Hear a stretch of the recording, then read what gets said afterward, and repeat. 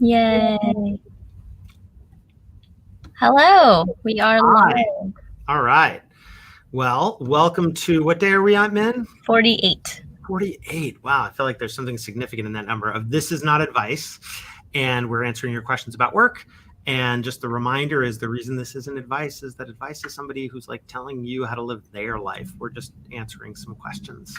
And yes, and today's question is, how do I avoid feeling overwhelmed by the information flow? Specifically in context, I think, around coming back from from time off and having maybe unplugged for a couple weeks. Yeah, it's interesting. There's this myth that information overload is a modern phenomenon.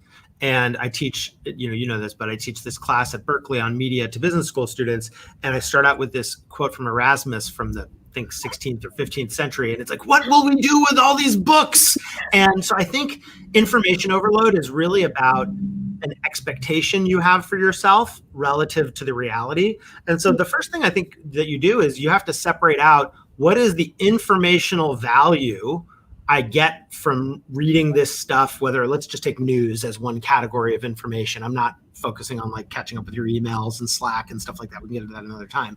From the mental health part of it, which is it's just addictive. Like it's fun during the day to just go check something, go look at Twitter for a minute, and just having some awareness. Like it's okay to indulge your addictions occasionally, but you got to have awareness that I'm doing it that way versus not, and then pick your information diet.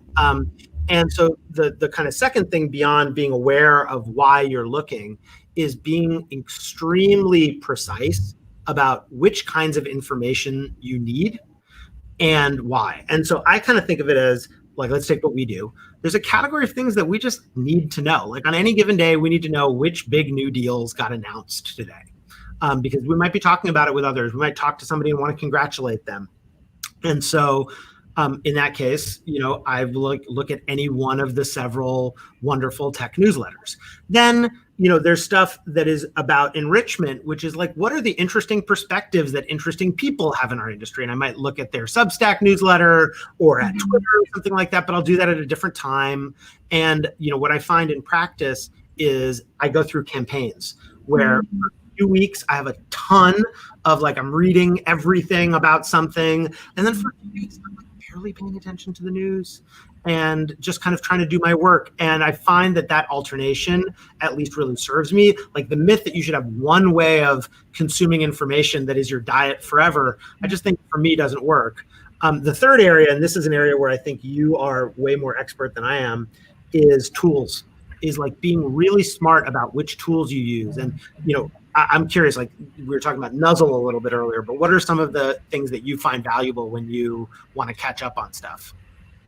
So Nuzzle is, I think, really great just because it's already curated based on, so Nuzzle is a tool where it connects to your Twitter and based on whom you follow and what they share. And you can organize it by like days, hours, weeks. And so that makes it easier to prioritize, I guess, like what was highly recommended. I've also found it, actually, I think I posted this to our team, but Tiago Forte is wrote recently about like how to read better and consume in the hopes of like retaining information.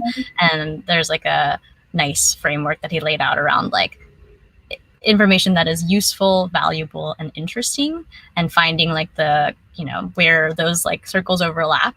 And being intentional about what you consume and why, because I do think, to your first point about like mental health, it can feel like you're making progress when you read a lot of headlines and you doom scroll on Twitter, but it might not actually be serving you in a particularly helpful way. And so also being like catching yourself when you're doing that. It's funny when you say that. I had this moment years and years ago when there were fewer blogs where I finished all the tech blogs in my RSS reader at the time, and I felt like shit. It felt terrible to finish everything because I realized I was doing it for some like dopamine hit or something.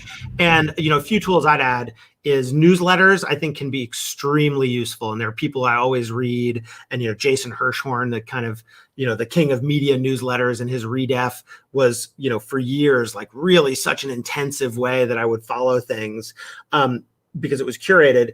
And I also think that there is value to thinking about it from a people perspective. So there are often people who I come to care about. Maybe I'm about to meet somebody, just people I know. And, the LinkedIn people you may know news is powered by Newsel that we invested in. And so taking a people-driven lens is really important. Oftentimes before I have a first meeting with someone, my information diet is try to research them. And in our case, I get help from our VA, from Ashley Conley. But I guess thinking about it in those lenses of like, what do I need to know? What's just like for my enjoyment, like, not above looking at a Daily Mail story, but just not doing it for work, or not usually for work, and mixing it up.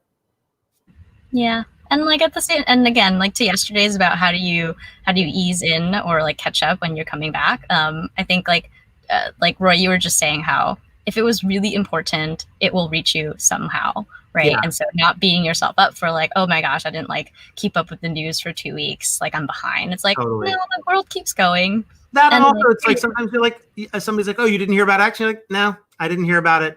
Like, why don't you tell me more? Yeah. Having the strength to admit it is also okay. So again, it's expectations versus what you read. You can solve both of them. Yeah. And so thanks for tuning in for day 48 of This Is Not Advice. You've got me and Roy from Bloomberg Beta. We try to share what we're learning about work. And so if you think this is helpful for anyone, please share and let us know other questions you have. See you tomorrow. Bye, man. Bye.